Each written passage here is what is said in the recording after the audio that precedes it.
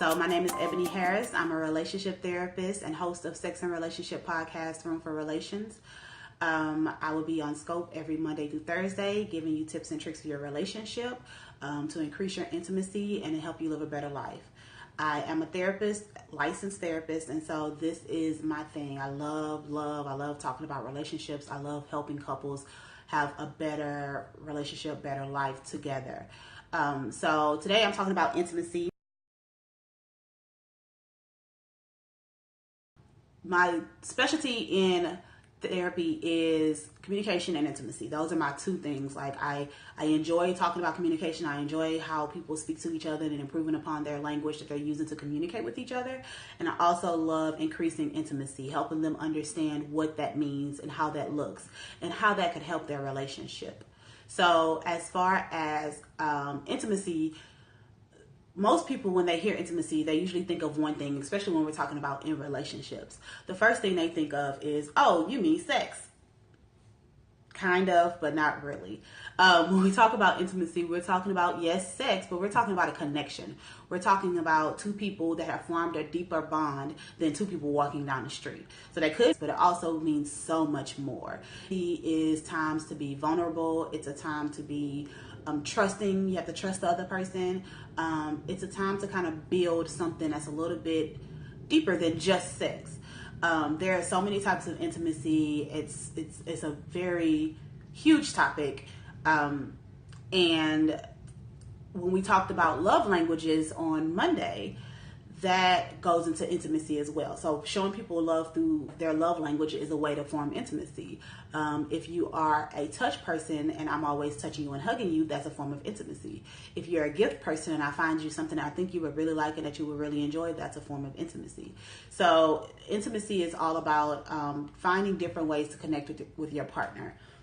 When I write about intimacy a lot of times, and even now I'm kind of working on this ebook, when I write about it, I break it up into different categories. I do something that we can do together, something that maybe I do individually, I do touching, I do communication, it's all broken down into different ones. And there's so many acts that you can do. But the point of intimacy is to build a deeper connection, to build memories together, and to be vulnerable. So this made me, we're discussing, what is your biggest fear? Or when have you had a loss that you haven't told anybody about or that you've been ashamed about? Or when have you felt most vulnerable? Having those conversations build intimacy. So why is this important? What happens if intimacy is missing? So intimacy is a big deal. I was recently telling one of my friends that's here for the podcast that I was doing this scope, and he was saying he's completely lost when it comes to intimacy, which is interesting to me, especially because I'm his friend and I talk about relationships all the time. But he was wondering if only women complain about intimacy. No, intimacy is an issue all around. The difference is a lot of times when we hear guys or men complain about intimacy, they're complaining, oh, we're not having sex. That's intimacy, and that's a complaint. Another form that I've noticed a lot lately, especially with some of my couples, is the support. They don't feel like they have support. They don't feel like they're getting acknowledged enough. All of that are forms of intimacy. All of that is, I want to feel comfortable. I want to be vulnerable. I want to be able to trust that, what I'm doing, you will acknowledge, or that you will make me feel special, or that I can, show that I need this and you give it to me. So that's the way it comes across. For women, yes, we, and I say we, but it depends because relationships are different, and I've met plenty of men that need this or express this too, but that emotional connection. So that's how it kind of manifests itself in our relationships. We have either, the sexual connection or the emotional connection. I've said this all the time. Women need to feel like you have their back. Women need to feel that comfort and that trust and that protection sometimes. And so that's why there tends to be an imbalance sometimes. I love when people say, well, she's wrong because she won't have sex with him. And coming from my mindset, again, I'm a relationship therapist. Everything I hear, I put it in forms of relationships. I put it in forms of, well, what is going on with the people that's around her or him? What's going on with the people that they're interacting with, and why is that happening in that manner? So when you tell me that in a relationship, she won't have sex, I can't stop there. Like, that's not like, okay, she should just have more sex and then a relationship will be fine. No, that is not how it works.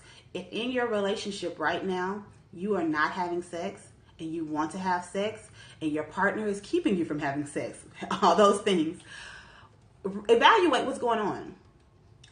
Figure out, what am I missing? What is missing in our relationship? What is my partner not getting that maybe they need?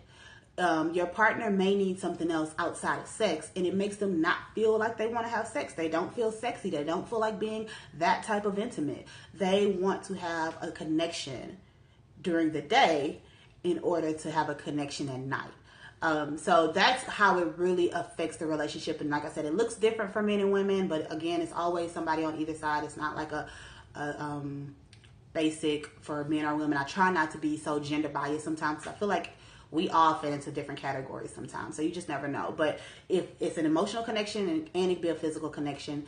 And I think it's important to recognize that if you're missing one thing, talk to your partner. Find out if they're missing something as well. Just like if you're missing that emotional connection. Maybe your partner isn't feeling as comfortable because y'all aren't having sex, or maybe there's something else going on. Like, you have to communicate these things. You have to ask, what is happening? Why aren't we on the same path that we used to be? Does sex slow down? Yes. Does intimacy slow down? Yes. It becomes a habit, a chore, things that you have to continue to add into your relationship. You cannot expect that over 10 years you're going to have the same amount of sex that you did in the beginning without putting some effort into that. So, we have to continue to work on relationships. That is something that never ends. And I hate to say that. Can it be improved? Yes. Can we build upon what we already have? Yes. If you have a good foundation, you can build anything. And that is my belief. I think a lot of times we do have shaky foundations. So sometimes we have to start back at the beginning and get that foundation going before we can start rebuilding. But if you have a good foundation, I truly, truly believe you can build anything, rebuild on that foundation. So if you feel like we're missing intimacy, we're missing the sex, all of that, talk to the person, figure out what you need, go back to the basics of what did we like, what did we enjoy, when did I make her smile, when did I make him happy, go back to that and start trying to figure that out. And maybe that'll help you out a little bit in improving the intimacy in your relationship. I'm Eboni Harris, relationship therapist in Houston, Texas, and host of Sex and Relationships podcast, Room for Relations. Follow me all across social media on Eboni Harris. If you missed the scopes, I'm going to start putting them on YouTube and also in my blog. So I will start doing that, where you can catch it if you miss it on Scope. It'll be on YouTube, or you can go to my blog and I'll probably write some stuff up to go with it. So that's at eboniharris.com, or on YouTube, Eboni Harris MA. So thank you guys for watching, and I will talk to you tomorrow. Bye.